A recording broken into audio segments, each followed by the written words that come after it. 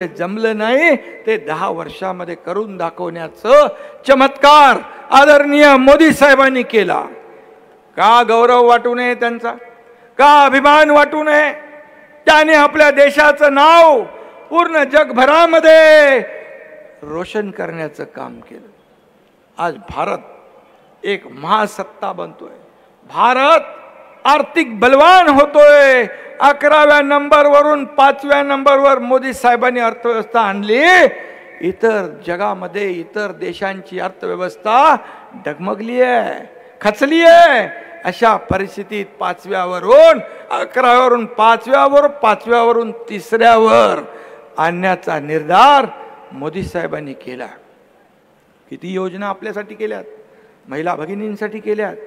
किती योजना, लोन होतं 1 लाखाचं 5 लाख, 5 लाखाचं 10 लाख, 25 लाख, 50 लाख। राजश्रीताईला माहीत असेल, आता 50 लाख रुपयापर्यंत केंद्र सरकारने ठरवलंय आपल्या माता भगिनींना कर्ज देण्याचं, बांधवांना कर्ज देण्याचं।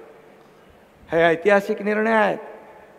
आज इतर देशातले मोठमोठे सगळे अध्यक्ष, राष्ट्रपती आज मोदीजींना बॉस म्हणतो, कोणी वाकून नमस्कार करतो, कोणी काय करतो, कोणी सेल्फी काढतो। कधी चित्र पाहिलं होतं आपण?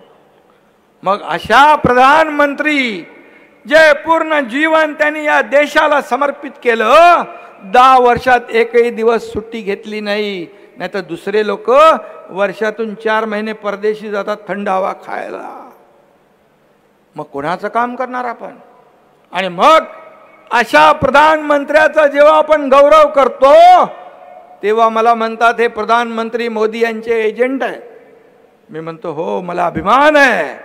अरे परदेशात जाऊन आपल्या देशाची बदनामी करणाऱ्यांचे एजंट होण्यापेक्षा देशभक्त आणि राष्ट्रभक्त मोदींचा एजंट होणं कधीच चांगलं। हे जळफळाट आहे, जळफळाट। एक शेतकऱ्याचा मुलगा मुख्यमंत्री कसा होऊ शकतो? होता कामा नये का? काय तुमची जागीर आहे? सोन्याचा चमचा घेऊन आलेल्यानेच मुख्यमंत्री व्हायचं? आज मला अभिमान आहे की मी लोकांमध्ये जातो। आज जर आम्ही चुकीचा निर्णय घेतला असता तर तुम्हाला मी सांगतो एवढ्या मोठ्या संख्येने लोक आले असते, पाठ फिरवली असते राजश्रीताईकडे, आमच्याकडे, सगळ्यांकडे। मी आपल्याला एवढंच सांगतो, मी एक सर्वसामान्य गोर गरीब शेतकऱ्याचा मुलगा आहे।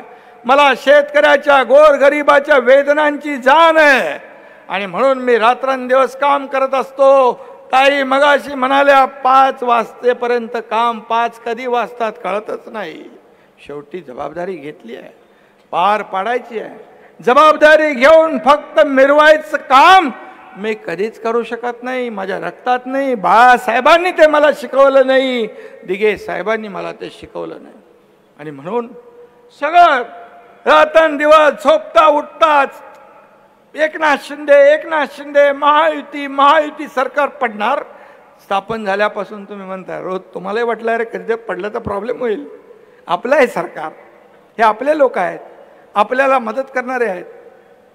पण आज पडणार, उद्या पडणार, ज्योतिष संपले। त्यांना मी बोललो माझ्याकडून ज्योतिष पाठवू का तुम्हाला? असं हे जे काही वस्तुस्थिती, वास्तवता मान्य केली पाहिजे। आणि म्हणून आज मी आपल्याला एवढंच सांगतोय की ही निवडणूक आपल्या देशासाठी, मोदींसाठी नाही, मोदीजींसाठी नाही। मोदीजी तर पुन्हा 3ऱ्यांदा प्रधानमंत्री बनणारच आहेत। फिर एक बार मोदी सरकार आने वाली ही है। पण ही निवडणूक एकनाथ शिंदेसाठी नाही, मोदी साहेबांसाठी नाही, राजश्रीताईसाठी नाही, ही देशासाठी महत्त्वाची आहे। ही देशासाठी निवडणूक महत्त्वाची आहे, कारण एक देशभक्त, राष्ट्रभक्त या देशाचा प्रधानमंत्री झाला। आज मला सांगा 370 कलम हटवण्याची हिम्मत कुणी दाखवली? राम मंदिर वही बनाएंगे, मंदिर वही बनाएंगे, तारीख नहीं बताएंगे चेष्टा करणारे लोक देखील आपण पाहिले। पण मंदिर देखील बांधलं, तारीख देखील सांगितली, उद्घाटन देखील झालं। हे कोणी केलं असतं? हे बाळासाहेबांचं स्वप्न होतं, करोडो राम भक्तांचं स्वप्न होतं। हे पूर्ण करण्याचं काम कुणी केलं? मोदीजींनी केलं. अमित